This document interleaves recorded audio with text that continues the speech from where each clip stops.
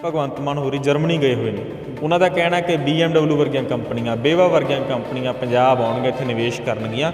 ਕੀ ਵਿਦੇਸ਼ੀ ਕੰਪਨੀਆਂ ਦੇ ਪੰਜਾਬ ਆਉਣ ਨਾਲ ਪੰਜਾਬ ਦੀ ਤਰੱਕੀ ਹੋ ਸਕੇਗੀ?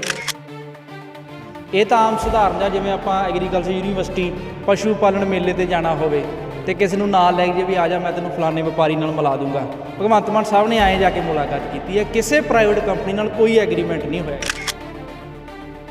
ਇੱਥੇ ਤਾਂ ਭਗਵੰਤ ਮਾਨ ਸਾਹਿਬ ਆਪ ਜਰਮਨ ਦਾ ਦੌਰਾ ਕਰਦੇ ਫਿਰਦੇ ਆ। ਇੱਥੇ ਪ੍ਰਵਾਸ ਤਾਂ ਕੀ ਰੋਕਣਾ ਸੀ, ਤੇ ਭਗਵੰਤ ਮਾਨ ਸਾਹਿਬ ਨੇ ਆਪ ਹੀ ਪ੍ਰਵਾਸ ਸ਼ੁਰੂ ਕਰਤਾ। ਭਗਤ ਸਿੰਘ ਨੇ ਇਨਕਲਾਬ ਜਿੰਦਾਬਾਦ, ਸਾਮਰਾਜਵਾਦ ਮਤਲਬ ਪ੍ਰਾਈਵੇਟ ਕੰਪਨੀਆਂ ਦਾ ਮੁਰਦਾਬਾਦ ਦਾ ਨਾਅਰਾ ਲਾਇਆ ਸੀ। ਮੈਨੂੰ ਲੱਗਦਾ ਕਿ ਭਗਵੰਤ ਮਾਨ ਸਾਹਿਬ ਨੂੰ ਜਰਮਨੀ ਜਾਣ ਤੋਂ ਪਹਿਲਾਂ ਜਿਹੜੀ ਭਗਤ ਸਿੰਘ ਦੀ ਫੋਟੋ ਦਫ਼ਤਰਾਂ 'ਚ, ਸਰਕਾਰੀ ਦਫ਼ਤਰ ਚਲਾਈ, ਉਹਨੂੰ ਲਾ ਦੇਣਾ ਚਾਹੀਦਾ ਸੀ। ਜਿਵੇਂ ਆਪਾਂ ਦੇਖਿਆ ਲੋਕਡਾਊਨ ਦੇ ਵਿੱਚ ਪ੍ਰਾਈਵੇਟ ਕੰਪਨੀਆਂ, ਪ੍ਰਾਈਵੇਟ ਖੇਤਰ ਦੀਆਂ ਕੰਪਨੀਆਂ ਹੀ ਭੱਜੀਆਂ, ਜਿਹੜੇ ਪ੍ਰਾਈਵੇਟ ਹਸਪਤਾਲ ਸੀ ਉਹੀ ਭੱਜੇ ਆ। ਐਗਰੀਕਲਚਰ ਯੂਨੀਵਰਸਿਟੀ ਦਾ ਮਨੋਰਥ ਇਹ ਸੀਗਾ ਕਿ ਪੰਜਾਬ ਦੀ ਖੇਤੀ ਨੂੰ ਲਾਹੇਵੰਦਾ, ਸਸਤੀ, ਵਾਤਾਵਰਨ ਪੱਖੀ ਤੇ ਪੰਜਾਬ ਦੇ ਲੋਕਾਂ ਪੱਖੀ, ਜਿਹਦੇ ਨਾਲ ਖੇਤੀ 'ਚ ਰੁਜ਼ਗਾਰ ਪੈਦਾ ਹੋਵੇ, ਇਸ ਤਰ੍ਹਾਂ ਦੀਆਂ ਕਾਢਾਂ ਕੀਤੀਆਂ ਜਾਣ। ਪਰ ਐਗਰੀਕਲਚਰ ਯੂਨੀਵਰਸਿਟੀ ਤੇ ਸਾਮਰਾਜੀ ਕੰਪਨੀ ਦਾ ਪੂਰਾ ਕਬਜ਼ਾ ਕੀਤਾ ਹੋਇਆ। ਮਜ਼ਾਲ ਹੀ ਨਹੀਂ ਕਿ ਸਾਡੀ ਯੂਨੀਵਰਸਿਟੀ ਕਿਸਾਨਾਂ ਦੇ ਪੱਖੀ ਕੋਈ ਖੋਜ ਕਰ ਜੇ। ਸਾਨੂੰ ਤਾਂ ਖੇਤੀ ਮਾਡਲ ਵੀ ਵਿਦੇਸ਼ੀ ਦਿੱਤਾ, ਸਾਨੂੰ ਬੀਜ ਵੀ ਵਿਦੇਸ਼ੀ ਦਿੱਤੇ, ਤੇ ਸਾਨੂੰ ਗਾਵਾਂ ਦੀਆਂ ਨਸਲਾਂ ਵੀ ਵਿਦੇਸ਼ੀ ਦਿੱਤੀਆਂ। ਗੁਜਰਾਤ ਦੀ ਇੱਕ ਬਹੁਤ ਵਧੀਆ ਨਸਲ ਸੀਗੀ ਗਾਵਾਂ ਦੀ, ਗਿਰ। ਬ੍ਰਾਜ਼ੀਲ ਮੁਲਕ ਦਾ ਉਹ ਬੰਦਾ ਆਪਦੇ ਮੁਲਕ ਲੈ ਗਿਆ, ਆਪਦੇ ਮੁਲਕ ਲਿਜਾ ਕੇ ਉਹਨਾਂ ਨੇ ਖੋਜ ਕੀਤੀ ਗਿਰ ਨਸਲ ਤੇ। ਗਿਰ ਨਸਲ ਤੇ ਖੋਜ ਕਾਰਜ ਕਰਕੇ ਜਿਹੜੀ ਗਿਰ ਨਸਲ ਇੱਧਰ 20-25 ਲੀਟਰ ਦੁੱਧ ਦਿੰਦੀ ਸੀਗੀ, ਉਹੀ ਉਹਨਾਂ ਨੇ ਉਸ ਨਸਲ ਤੋਂ ਇੱਕ ਨਵੀਂ ਨਸਲ ਤਿਆਰ ਕਰਕੇ, ਜਿਹਨੂੰ ਗਰਲੈਂਡੋ ਕਿਹਾ ਗਿਆ, ਉਹਨਾਂ ਨੇ ਉਹਦਾ ਜਿਹੜਾ ਦੁੱਧ ਸੀਗਾ 80 ਲੀਟਰ ਤੱਕ ਪਹੁੰਚਾਤਾ। ਤੇ ਸਾਡੇ ਪੰਜਾਬ ਦੇ ਵਿੱਚ ਡੇਅਰੀ ਫਾਰਮਿੰਗ ਦਾ ਧੰਦਾ ਚੌਪਟ ਕੀਤਾ ਹੋਇਆ, ਪ੍ਰਾਈਵੇਟ ਕੰਪਨੀਆਂ ਦਾ ਕਬਜ਼ਾ। ਸਾਡੇ ਲੋਕ ਮਾੜੀ ਮੋਟੀ ਸਬਸਿਡੀ ਲੈ ਕੇ ਡੇਅਰੀ ਫਾਰਮਿੰਗ ਸ਼ੁਰੂ ਕਰ ਲੈਂਦੇ ਆ, ਪੋਲਟਰੀ ਫਾਰਮ ਬਣਾ ਲੈਂਦੇ ਆ, ਕੁਛ ਹੋਰ ਬਣਾ ਲੈਂਦੇ ਆ, ਤੇ 2 ਸਾਲਾਂ ਬਾਅਦ ਲੰਪੀ ਸਕਿਨ ਬਿਮਾਰੀ ਆ ਜਾਂਦੀ ਆ, ਉਹ ਵਿਚਾਰੇ ਮੁੱਦੇ ਮੂੰਹ ਡਿੱਗਦੇ ਆ, ਸਰਕਾਰ ਕੋਈ ਉਹਦੀ ਬਾਂਹ ਨਹੀਂ ਫੜਦੀ। ਪੰਜਾਬ ਨੂੰ ਕਈ ਤਰ੍ਹਾਂ ਦੇ ਜ਼ੋਨਾਂ 'ਚ ਵੰਡ ਕੇ ਉੱਥੇ ਜਿਹੜੀਆਂ ਫਸਲਾਂ ਉਹ ਉਸ ਮੌਸਮ ਨੂੰ ਮੁਆਫਕਾ, ਉਹ ਫਸਲਾਂ ਪੈਦਾ ਕੀਤੀਆਂ ਜਾਣੀਆਂ ਚਾਹੀਦੀਆਂ। ਕਣਕ ਤੇ ਝੋਨੇ ਨੂੰ ਛੱਡ ਕੇ ਬਾਕੀ ਸਾਰੀਆਂ ਫਸਲਾਂ ਤੇ MSP ਮਿਲਣਾ ਚਾਹੀਦਾ। ਪੰਜਾਬ 'ਚ ਖੇਤੀ ਆਧਾਰਿਤ ਸਨਅਤ ਚਾਹੀਦੀ ਹੈ, ਮਤਲਬ ਜੋ ਖੇਤੀ ਕੀਤੀ ਜਾ ਰਹੀ ਹੈ ਪੰਜਾਬ 'ਚ, ਤੁਸੀਂ ਉਹਦੀ ਕੋਈ ਇੰਡਸਟਰੀ ਲਾ ਦਿਓ ਪੰਜਾਬ 'ਚ। ਭਗਵੰਤ ਮਾਨ ਦਿਖਾਵੇ ਅਸਲੀ ਛੱਪਣ ਦਾ ਸੀਨਾ। ਜੇ ਕਹਿੰਦਾ ਰੁਜ਼ਗਾਰ ਪੈਦਾ ਕਰਨਾ, ਸਾਮਰਾਜਵਾਦ ਮੁਰਦਾਬਾਦ ਦਾ ਨਾਅਰਾ ਲਾਵੇ। ਖੇਤੀ 'ਚੋਂ, ਡੇਅਰੀ ਫਾਰਮਿੰਗ 'ਚੋਂ, ਇੱਥੇ ਕੁੱਲ ਖੇਤਰ ਜਿੱਥੇ ਜਿੱਥੇ ਪ੍ਰਾਈਵੇਟ ਕੰਪਨੀਆਂ, ਇਹਨਾਂ ਨੂੰ ਬਾਹਰ ਭਜਾਵਾਂਗੇ, ਫਿਰ ਰੁਜ਼ਗਾਰ ਪੈਦਾ ਕੀਤਾ ਜਾ ਸਕਦਾ। ਆਏ ਨਹੀਂ ਹੋਣਾ। ਮਨੋਰਥ ਪ੍ਰਾਈਵੇਟ ਕੰਪਨੀਆਂ ਦਾ ਮੁਨਾਫਾ ਕਮਾਉਣਾ, ਤੇ ਇਹ ਕੋਈ ਜੱਗੋ ਤੇਰਵੀਂ ਨਹੀਂ ਵੀ ਨਵੀਂ ਗੱਲ ਭਗਵੰਤ ਮਾਨ ਸਾਹਿਬ ਕਰਨ ਜਾ ਰਹੇ ਆ। ਪੰਜਾਬ 'ਚ ਪਹਿਲਾਂ ਹੀ ਪ੍ਰਾਈਵੇਟ ਕੰਪਨੀਆਂ ਫਿਰਦੀਆਂ। ਨਰਿੰਦਰ ਮੋਦੀ, ਡਾਕਟਰ ਮਨਮੋਹਨ ਸਿੰਘ ਅੱਜ ਤੱਕ ਪ੍ਰਾਈਵੇਟ ਕੰਪਨੀ ਨੂੰ ਨਿਯੁਕਤਾ ਦਿੰਦੇ ਰਹੇ ਆ। ਜਹਾਨ ਪੱਧਰ ਦੀਆਂ ਪ੍ਰਾਈਵੇਟ ਕੰਪਨੀਆਂ ਸਾਡੀ ਖੇਤੀ 'ਚ, ਸਾਡੀ ਸਨਅਤ 'ਚ, ਹਰ ਪ੍ਰਕਾਰ ਦੇ ਖੇਤਰ ਦੇ ਵਿੱਚ ਆਪਦਾ ਦਬਦਬਾ ਜਮਾਈ ਬੈਠੀਆਂ। ਜੇ ਪ੍ਰਾਈਵੇਟ ਕੰਪਨੀਆਂ ਦੇ ਆਉਣ ਨਾਲ ਹੱਲ ਹੋਣਾ ਹੁੰਦਾ ਤਾਂ ਪਿਛਲੇ 75 ਸਾਲਾਂ 'ਚ ਹੋ ਜਾਣਾ ਸੀਗਾ। ਕੰਪਨੀ ਰਾਜ ਦੇ ਖਿਲਾਫ ਸਾਡੇ ਲੋਕ ਜਿਹੜੇ ਲੜਦੇ ਸ਼ਹੀਦ ਹੋਏ ਆ। ਦੁਨੀਆ ਦੇਖ ਰਹੇ ਸਾਰੇ ਦਰਸ਼ਕਾਂ ਦਾ ਸਵਾਗਤ ਹੈ। ਅੱਜ ਕੱਲ੍ਹ ਪੰਜਾਬ ਦੇ ਮੁੱਖ ਮੰਤਰੀ ਭਗਵੰਤ ਸਿੰਘ ਮਾਨ ਜਰਮਨੀ ਦੌਰੇ 'ਤੇ ਗਏ ਹੋਏ ਨੇ।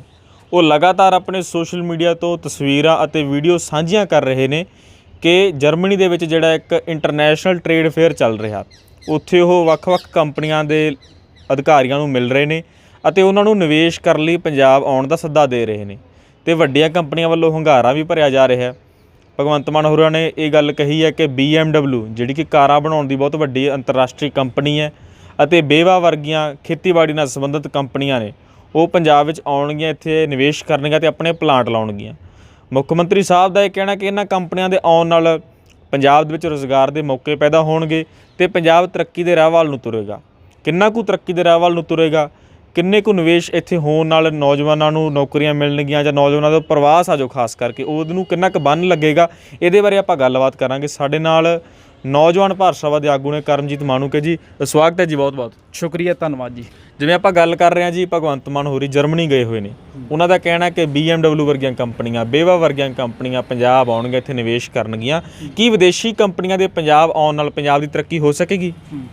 ਪਹਿਲੀ ਗੱਲ ਤਾਂ ਜਿੰਨਾ ਇਸ਼ਤਿਹਾਰਬਾਜ਼ੀ ਕਰਕੇ ਇਹਨੂੰ ਪ੍ਰਚਾਰਿਆ ਗਿਆ ਜਿੱਡੀ ਵੱਡੀ ਪੱਧਰ 'ਤੇ, ਐਡੀ ਗੱਲ ਹੈ ਨਹੀਂ ਗੀ।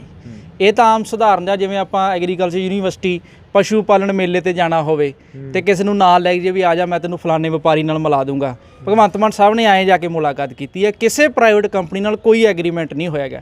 ਆਉਣ ਵਾਲੇ ਸਮੇਂ 'ਚ ਕੀਤੇ ਜਾਣਗੇ, ਇਹ ਕਿਹਾ। ਦੂਸਰੀ ਗੱਲ, ਭਗਵੰਤ ਮਾਨ ਸਾਹਿਬ ਨੇ ਚੋਣਾਂ ਤੋਂ ਪਹਿਲਾਂ ਕਿਹਾ ਸੀਗਾ ਕਿ ਅਸੀਂ ਰੁਜ਼ਗਾਰ ਲੈਣ ਵਾਲੇ ਨਹੀਂ, ਅਸੀਂ ਰੁਜ਼ਗਾਰ ਦੇਣ ਵਾਲੇ ਬਣਨਾ। ਤੇ ਆਈਲੈਟ ਸੈਂਟਰ ਬੰਦ ਹੋਣਗੇ ਕਿਉਂਕਿ ਨੌਜਵਾਨਾਂ ਨੂੰ ਅਸੀਂ ਬਾਹਰ ਜਾਣ ਤੋਂ ਰੋਕ ਕੇ ਇੱਥੇ ਹੀ ਰੁਜ਼ਗਾਰ ਦੇ ਦੇਣਾ। ਇੱਥੇ ਤਾਂ ਭਗਵੰਤ ਮਾਨ ਸਾਹਿਬ ਆਪ ਜਰਮਨ ਦਾ ਦੌਰਾ ਕਰਦੇ ਫਿਰਦੇ ਆ। ਇੱਥੇ ਪ੍ਰਵਾਸ ਤਾਂ ਕੀ ਰੋਕਣਾ ਸੀ, ਤੇ ਭਗਵੰਤ ਮਾਨ ਸਾਹਿਬ ਨੇ ਆਪ ਹੀ ਪ੍ਰਵਾਸ ਸ਼ੁਰੂ ਕਰਤਾ। ਠੀਕ ਹੈ, ਗੱਲ ਇਹ ਆ ਕਿ ਜਿਹੜੀਆਂ ਪ੍ਰਾਈਵੇਟ ਕੰਪਨੀਆਂ ਨੂੰ ਤੁਸੀਂ ਕਹਿੰਦੇ ਆ ਕਿ ਰੁਜ਼ਗਾਰ ਦੇਣਾ, ਉਹ ਪ੍ਰਾਈਵੇਟ ਕੰਪਨੀਆਂ ਕਰਦੀਆਂ ਕੀ ਆ? ਪ੍ਰਾਈਵੇਟ ਕੰਪਨੀਆਂ ਉੱਥੇ ਜਾ ਕੇ ਪੂੰਜੀ ਇਨਵੈਸਟ ਕਰਦੀਆਂ ਜਿੱਥੇ ਉਹਨਾਂ ਨੂੰ ਗਾਹਕ ਮਿਲਦਾ। ਗਾਹਕ ਤਾਂ ਹੁੰਦਾ ਕਿਉਂਕਿ ਜੇ ਕਿਸੇ ਦੀ ਖਰੀਦ ਸ਼ਕਤੀ ਚੰਗੀ ਹੋਵੇ ਲੋਕਾਂ ਦੀ। ਪੰਜਾਬ ਦੇ ਵਿੱਚ ਆਏ ਦਿਨ ਮਹਿੰਗਾਈ, ਬੇਰੁਜ਼ਗਾਰੀ, ਗਰੀਬੀ ਵੱਧ ਰਹੀ ਆ ਸਰਕਾਰ ਦੀਆਂ ਨਿੱਜੀਕਰਨ ਦੀਆਂ ਨੀਤੀਆਂ ਕਰਕੇ। ਰੁਜ਼ਗਾਰ ਚੰਗਾ ਨਹੀਂ ਮਿਲਦਾ, ਲੋਕਾਂ ਦੀ ਜੇਬ 'ਚ ਪੈਸਾ ਨਹੀਂ ਹੈਗਾ। ਸਾਨੂੰ ਨਹੀਂ ਲੱਗਦਾ ਵੀ ਇੱਥੇ ਕੋਈ ਪੂੰਜੀ ਲਾਉਣ ਵਾਸਤੇ ਇੱਥੇ ਮੂੰਹ ਕਰੂਗਾ ਪੰਜਾਬ ਦੇ ਵਿੱਚ।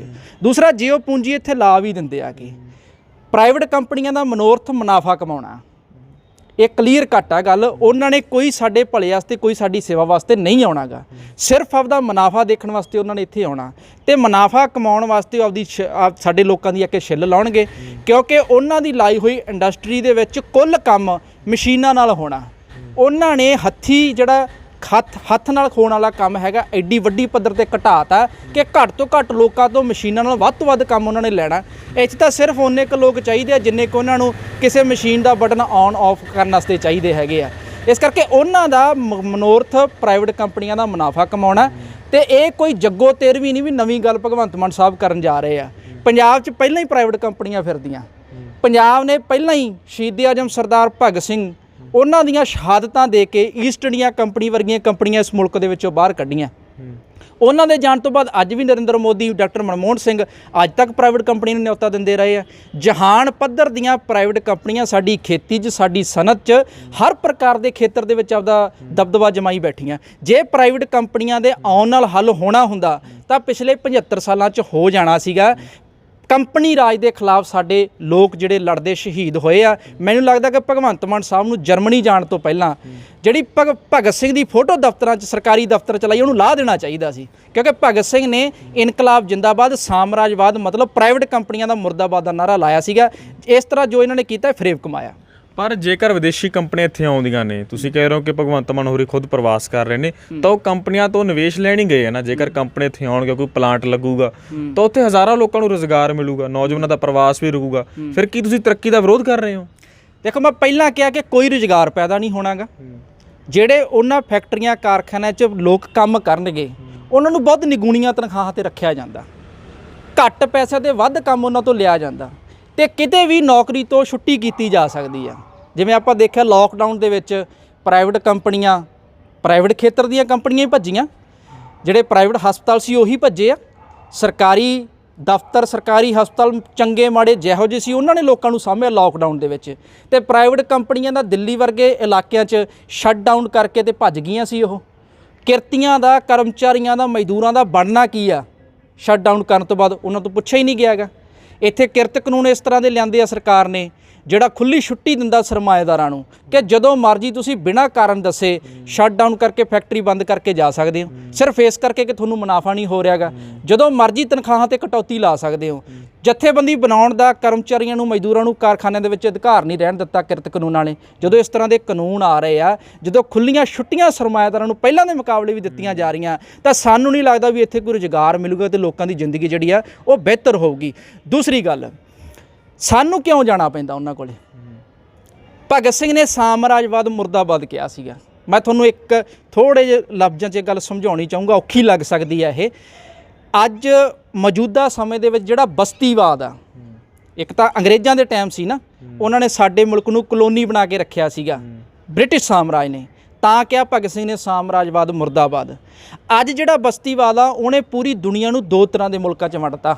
ਇੱਕ ਪਾਸੇ ਸਾਮਰਾਜੀ ਅਮੀਰ ਤਕੜੇ ਮੁਲਕ, ਕੈਨੇਡਾ, ਇੰਗਲੈਂਡ, ਜਰਮਨ, ਰੂਸ, ਚੀਨ, ਜਾਪਾਨ, ਇਹ ਸਾਰੇ ਮੁਲਕ ਆ, ਤੇ ਦੂਜੇ ਪਾਸੇ ਪਛੜੇ ਤੇ ਗਰੀਬ ਮੁਲਕ ਆ, ਅਰਬ ਕੰਟਰੀਆਂ ਦੇ ਮੁਲਕ, ਸਾਡਾ ਮੁਲਕ ਸ਼੍ਰੀਲੰਕਾ, ਇਹ ਪਾਕਿਸਤਾਨ ਵਰਗੇ ਛੋਟੇ ਛੋਟੇ ਮੁਲਕ ਆ।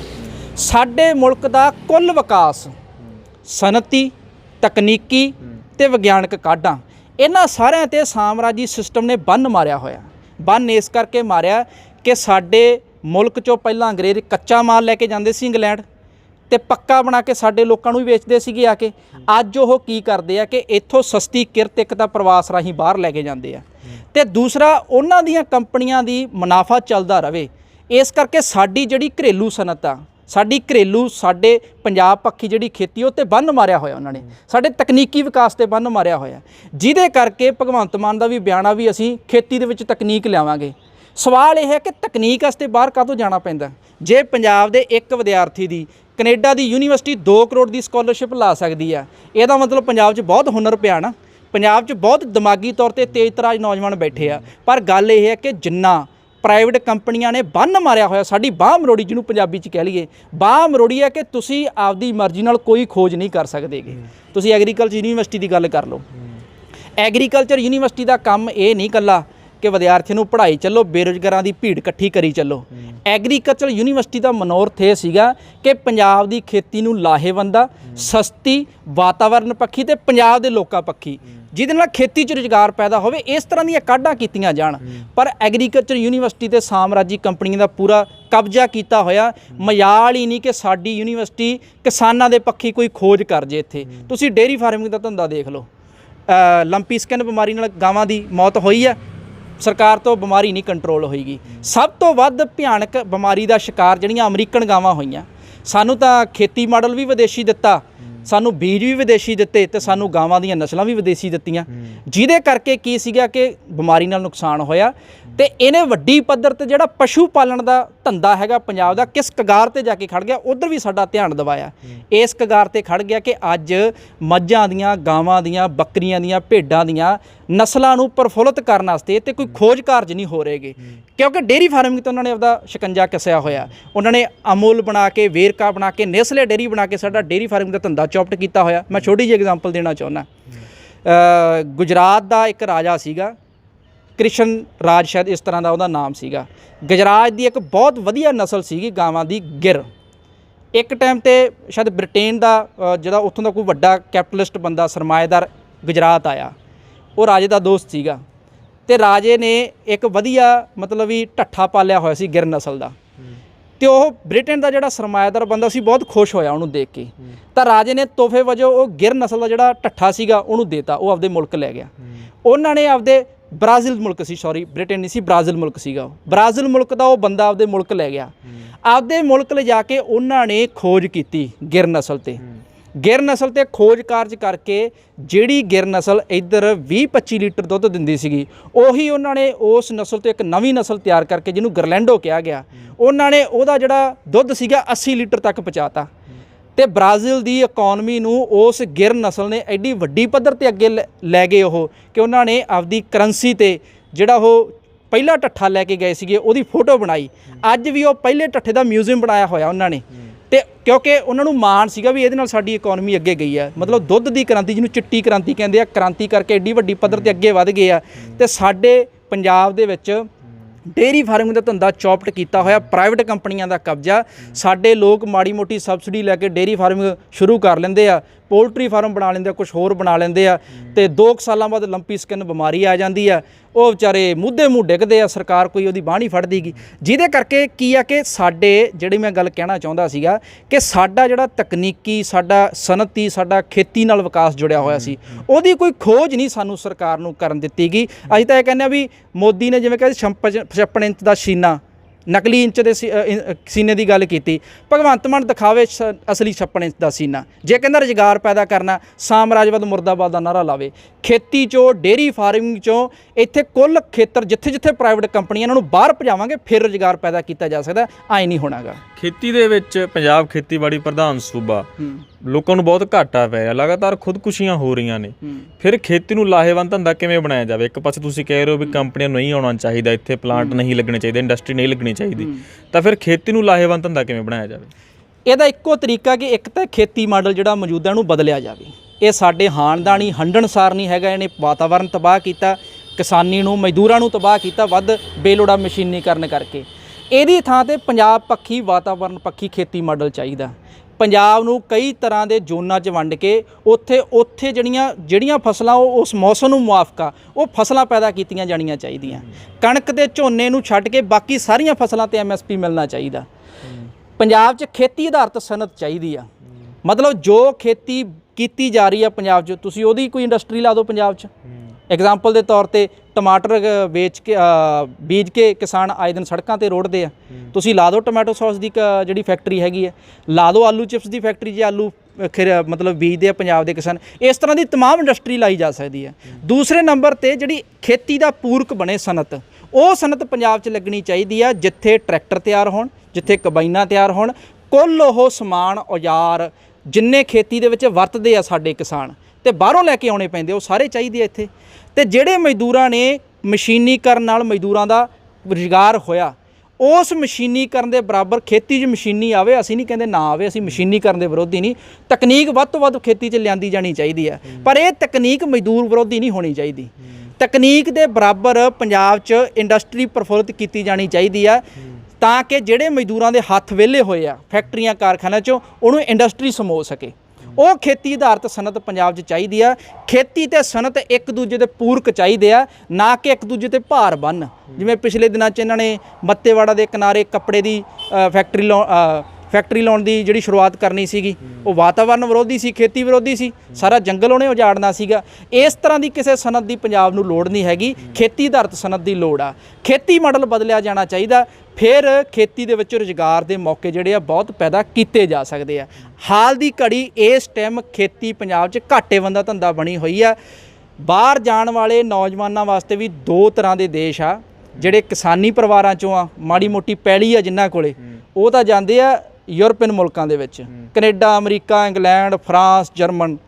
ਤੇ ਜਿਹੜੇ ਹੈਗੇ ਗਰੀਬ ਮੁਲਕਾਂ ਦੇ, ਗਰੀਬ ਘਰਾਂ ਦੇ ਨੌਜਵਾਨ ਹੈਗੇ, ਉਹ ਕਿੱਥੇ ਜਾਂਦੇ ਆ? ਉਹ Qatar, Abu Dhabi, Bahrain, Dubai ਵਰਗੇ ਮੁਲਕਾਂ ਦੇ ਵਿੱਚ ਜਾਂਦੇ ਆ। ਮਤਲਬ ਸਾਡੀ ਇਕੋਨਮੀ ਨੂੰ, ਸਾਡੀ ਜਾਤ ਨੂੰ ਦੇਖ ਕੇ ਮੁਲਕ ਪ੍ਰਵਾਸ ਵੀ ਦੋ ਤਰ੍ਹਾਂ ਦਾ ਜਿਹੜਾ ਪੰਜਾਬ ਦਾ ਨੌਜਵਾਨ ਜਿਹੜਾ ਕਰ ਰਿਹਾ। ਪ੍ਰਵਾਸ ਇਸ ਤਰ੍ਹਾਂ ਹੀ ਬਚਾਇਆ ਜਾ ਸਕਦਾ। ਰੁਜ਼ਗਾਰ ਦੇ ਮੌਕੇ ਇਸ ਤਰੀਕੇ ਨਾਲ ਬਹੁਤ ਪੈਦਾ ਕੀਤੇ ਜਾ ਸਕਦੇ ਆ। ਪ੍ਰਾਈਵੇਟ ਕੰਪਨੀਆਂ ਨੂੰ ਲਿਆ ਕੇ ਰੁਜ਼ਗਾਰ ਦੇ ਮੌਕੇ ਨਹੀਂ ਪੈਦਾ ਕੀਤੇ ਜਾ ਸਕਦੇ। ਬਹੁਤ ਬਹੁਤ ਧੰਨਵਾਦ। ਸੋ ਥੋੜ੍ਹੇ ਵੱਖਰੇ ਵਿਚਾਰ ਨੇ, ਜ਼ਰੂਰ ਇਹਨਾਂ ਨੂੰ ਸੁਣਨਾ ਚਾਹੀਦਾ। ਤੁਸੀਂ ਕੀ ਸਮਝਦੇ ਹੋ ਕਿ ਕੀ ਵਿਦੇਸ਼ੀ ਕੰਪਨੀਆਂ ਦੇ ਆਉਣ ਨਾਲ ਕੀ ਇੱਥੇ ਤਰੱਕੀ ਹੋਵੇਗੀ ਜਾਂ ਨਹੀਂ ਹੋਵੇਗੀ? ਇਹਦੇ ਬਾਰੇ ਜ਼ਰੂਰ ਆਪਣੇ ਸੁਝਾਅ ਕਮੈਂਟ ਬਾਕਸ ਵਿੱਚ ਲਿਖਿਓ ਜੇ। ਇਸ ਵੀਡੀਓ ਨੂੰ ਵੱਧ ਤੋਂ ਵੱਧ ਜ਼ਰੂਰ ਸਾਂਝੀ ਕਰਿਓ ਜੇ। ਦੇਖਦੇ ਰਹੋ ਦੁਨੀਆ।